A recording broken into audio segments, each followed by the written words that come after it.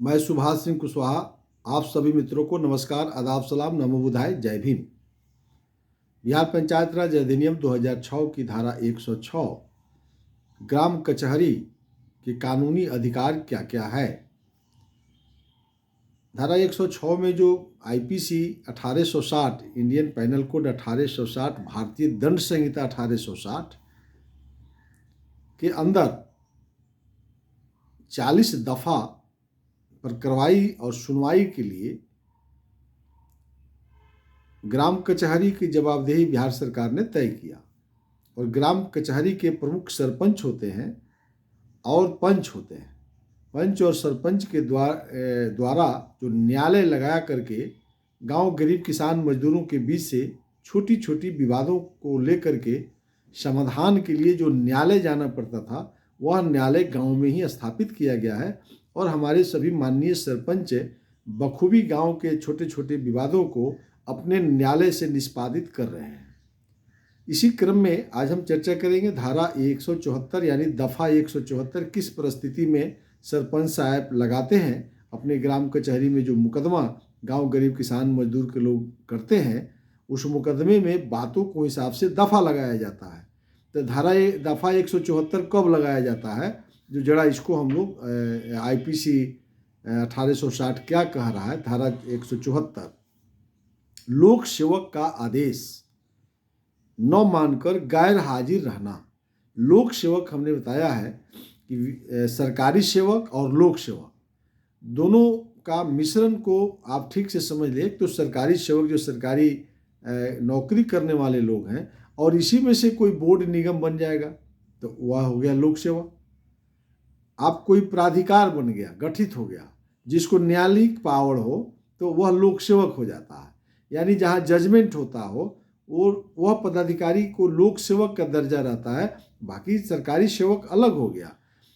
तो जैसे बोर्ड बन गया, निगम बन गया या लिमिटेड कोई कंपनी हो तो उसको भी लोक सेवक की दर्जा प्राप्त होती है।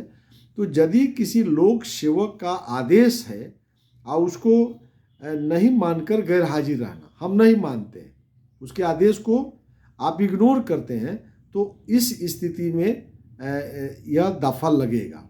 यदि ऐसा कोई व्यक्ति लोक प्राधिकार के द्वारा कोई ऐसी सूचना माननीय सरपंच के कोर्ट में अगर बात आती है तो इस तरह के हालात पैदा होने पर सुनवाई होगी। सुनवाई के उपरांत जो है उस पर इस दफ़ा में सुनवाई शुरू करेंगे माननीय सरपंच साहब। इसलिए कह रहा है यदि कोई लोकसेवक द्वारा निकाले गए समन, सूचना, आदेश, उद्घोषणा माने घोषित कर दिया गया है, उसके पालन में ऐसे लोक सेवक के नाते निकालने के लिए वह वैध रूप से सक्षम हो। यदि वह प्राधिकार सक्षम है कि हाँ हम इस सूचना लीगली दे रहे हैं, हम नोटिस जारी कर रहे हैं, अमुक व्यक्ति मेरे यहाँ उपस्थित हो, तो वही कह रहा है सक्षम हो किसी निश्चित स्थान, निश्चित समय पर वह स्वयं हाजिर हो या अभिकर्ता के माध्यम से वो हाजिर हो, लेकिन हाजिर होना के लिए उसको आवध्य है। आवध्य का मतलब होता है जो गठित, वाधित। आवध्य का मतलब होता है वाधित, माने उसके लिए वाधित है। तो इस परिस्थिति में उस स्थान पर उस समय पर वो बाधित होगा, यानी बाध्य होगा कि वहाँ उसको उपस्थित होना है।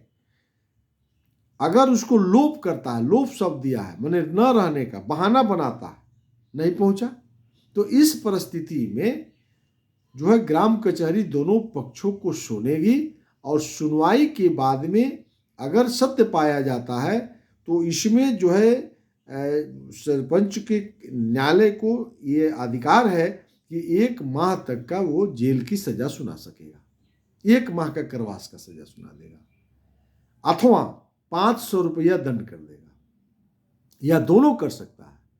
1 महीना जेल भी भेज सकता है और 500 रुपया का वह दंड भी कर सकता है।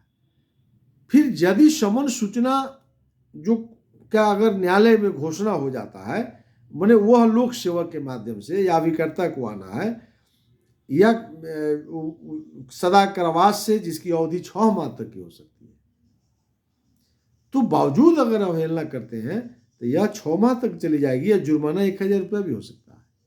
तो इसलिए यदि कोई प्राइवेट लिमिटेड कंपनी में आप काम करते हो, वैसी परिस्थिति में यदि आप उसके साथ धोखाधड़ी किए हो, वह यदि आपके खिलाफ में चला जाता है सरपंच के न्यायालय में, तो आप पर उसका यहाँ मुकदमा हो सकता है।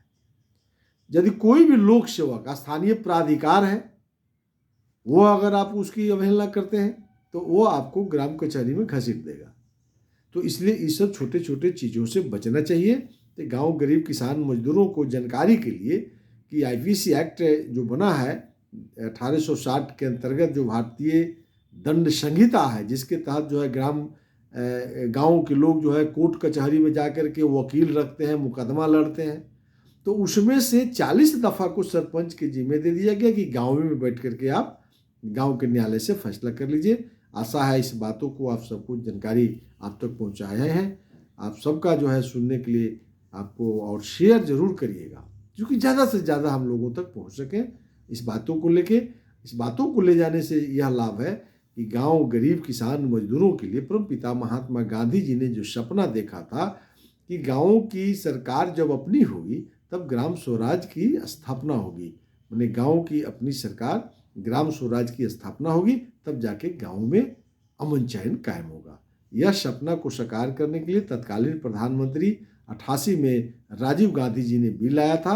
धीरे धीरे बाद के दिनों में 1993 में तत्कालीन प्रधानमंत्री नरसिम्हा राव जी के नेतृत्व में यह कानून का रूप लिया था। इस देश में 28 वर्षों से पंचायत सरकार लागू है, इसको हम लोगों को आगे बढ़ाना है और परमपिता महात्मा गांधी जी के सपनों को साकार करना है। इसी आशा उम्मीद के साथ आप सभी मित्रों को नमस्कार।